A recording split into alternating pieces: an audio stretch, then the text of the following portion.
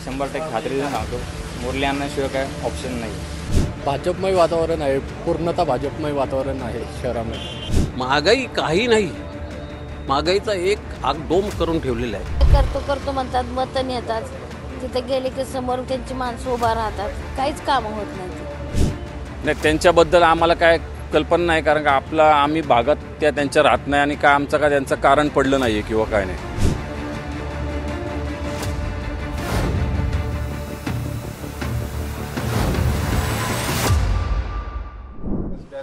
कसब्याची पुनरावृत्ती लोकसभेला होईल, तुम्हाला वाटतं का तसं? कसब्याची पुनरावृत्ती म्हणजे कसब्यात ज्या पद्धतीनं हरवलं दंगेकरांनी, नाही त्या टायमाला एक समजा धर्म हे आपला काय म्हणतात जातीच्या हिशोबाने समजा किंवा तुमच्या ब्राह्मण समाजाला न देण्यामुळं त्यांचं ते लागून गेलं. यावेळी जर थोडं अवघड वाटते, पण सहजासहजी तर मोहोळ साहेबांची खूपच जास्ती प्रचिती आहे आणि लोकांच्या मनात त्यांच्याबद्दल वेगळं आहे. तुमचा कधी त्यांच्याशी संबंध आलाय का आणि त्यांच्या कार्यपद्धतीबद्दल काय सांगा? कार्यपद्धती चांगली आहे, संबंध न आला, पण बाकीच्या जे लोकांची जी चर्चा आहे किंवा माणूस योग्य आहे, महत्त्वाचं ऐकून घेणारा माणूस आहे आणि जनतेचं ऐकून घेणारा माणूसच पाहिजे.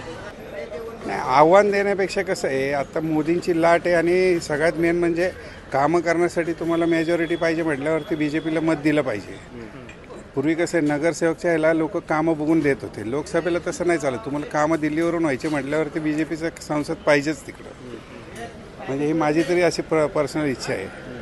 माणूस बघण्यापेक्षा पक्षाला बघून जास्त गरजेचं आहे लोकसभेला. तरी चोरी केले तर मारजन, कोणाकडे भीक मागाय गेलं तर म्हणतात तुम्हाला कष्ट करायला काय होतं, आम्ही किती पर्यंत देणार, तुमच्या 10 रुपयाने काय होते. आता पोरला 20 रुपये बिस्किटला देऊन चालले, तुम्हाकडे आले का तुम्ही 10 रुपये देणार, 10 रुपये माझ्या खटलं चालतं. म्हणून आम्हाला कष्ट करणं गरजेचं आहे. कोणी का असं काय आपल्याला सगळे सारखे, कोणी काय करीत नाही, कोणी कोणाला देत नाही. आम्हाला कष्ट काही चुकत नाही, आम्ही कष्ट केलं तर 2 रुपये आम्हाला दिसतात. बरोबर ना? भाजपचा असू, काँग्रेसचा असू, कशाचा असू, बिचाराचे आपले सुखाची राहू तिकडं. तो निवडून येऊ ना तर हा निवडून येऊ, आपल्या दोन्ही बोटासारखी. स्थानिक पातळीवर जरूर तिथल्या उमेदवाराला महत्त्व द्या, त्या काम करणाऱ्या माणसाला महत्त्व द्या. पण आजच्या परिस्थितीत लोकसभेच्या मतदान करताना सुशिक्षित वर्ग काय विचार करतो की आज डिजिटल इंडिया, आज तुम्हाला एवढ्या सुविधा आज दिलेल्या आहेत तुम्हाला, आणि तुम्ही आज 1000 रुपये सिलेंडर करता आज व्यक्त करताय मतं. तर ज्यावेळेस 15,000 रुपये पगारावाला 75,000 रुपये पगारापर्यंत गेलेला आहे. आता तुम्ही कष्ट केले तर पैसा मिळणार आहे ना. पण आपल्या महाराष्ट्रामध्ये आज अशी परिस्थिती आहे की आम्हाला कमी कष्टामध्ये भरपूर पैसा पाहिजे. महागाई काही नाही, महागाईचा एक आगडोम करून ठेवलेला आहे. तर माझं वैयक्तिक मत आहे की लोकसभेची निवडणूक डोळ्यासमोर ठेवून काम करा.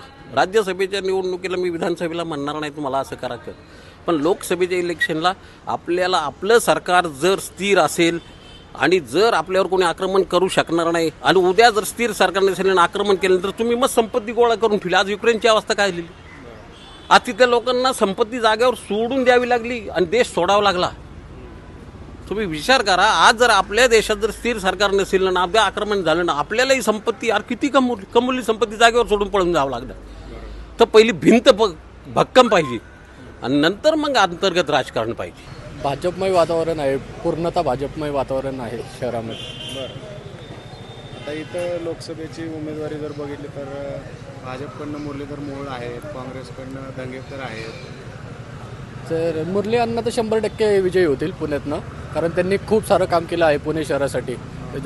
कोविड काळामध्ये तर खूप मदत झालेली आहे. जसे आमचे इथं भरपूर आमच्या लोकांनाही भरपूर त्यांनी मदत केली कायम. तर खूप चांगलं काम आहे मुरली अण्णांचं आणि एक लोकप्रिय चेहरा आहे पुण्याचा. तर 100% मुरली अण्णाच विजयी होतील.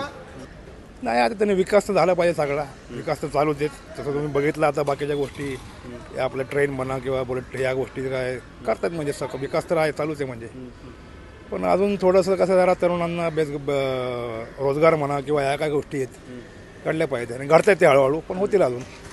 एकतर्फी सत्ता आली तर नक्कीच होईल मोदी सरकारांची. येईल असं वाटतं? येईल 100% येणार. पुण्याच्या विकासासाठी कोण चेहरा राहील? हां पुण्याच्या विकासासाठी कोण चेहरा राहील चांगला? नाही हे करते मुरल्यांना कळतील.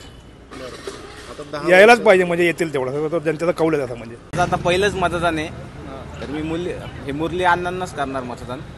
कारण मोदी आपल्या देशात पाहिजेत ही माझी इच्छा.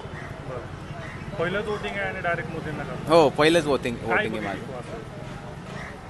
बघितलं असं की देशाचा विकास आहे चांगला त्याचे म्हणून. मुरलीधर मोहोळांचं काय पुण्यातलं काम आहे तुला आवडलेलं?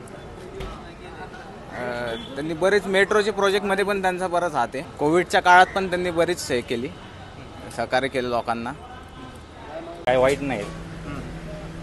पण जनता पण आता तशी सगळं पाहता प्रश्न कोण सॉल्व करतंय, कोण एक मार्ग मोकळा करतोय, जनतेचा कौल आपल्याला कळेलच लवकरच. त्यातले का तुला कोण आश्वासन चेहरा वाटतो? केंद्रात बऱ्यापैकी मला तरी 100% खात्री देऊन सांगतो मुरली अण्णाशिवाय काय ऑप्शन नाही. नाही त्यांच्याबद्दल आम्हाला काय कल्पना नाही, कारण का आम्ही भागात त्यांच्या राहत नाही आणि काय आमचं काय त्यांचं कारण पडलं नाही आहे किंवा काय नाही. त्यामुळे त्यांचा काय आपला अनुभव नाही आहे कुठला तसा. आणि कोरोना काळात ओव्हरऑल काम कोणाचं? कोरोना काळात तर म्हणजे तुम्ही म्हणजे आमच्या बिल्डिंगमध्ये पण एक महापौर म्हणून महानगरपालिकेतर्फे मुरली अण्णांचं आम्हाला किट मिळालेलं मी बघितलेलं आहे. स्वतः ते PPE किट घालून प्रत्येक ठिकाणी मी बघितलेलं आहे की त्यांनी ग्राउंड लेवलला जे काम केले ते मी बघितलेलं आहे. ही निवडणूक देशाची निवडणूक आहे, वरती काय होईल? वरती आपण बघितलं तर मोदींशिवाय पर्याय नाही आपल्या देशाला. हे 100 नाही 1,00,000% सगळ्या अडचणीच राहतात की सगळं काय करतो म्हणतात, मतं नेतात. तिथं गेले की समोर त्यांची माणसं उभा राहतात, काहीच कामं होत नाही ती. आधार कार्ड काढायचं जायचं म्हणतर साधी पैसे मागतात, आधार कार्ड देखील निघत नाही ती. काय पेक्षा करायचे दोन्ही पण आम्हाला सारखी ज्यांनी येईल त्यांनी करेल काम.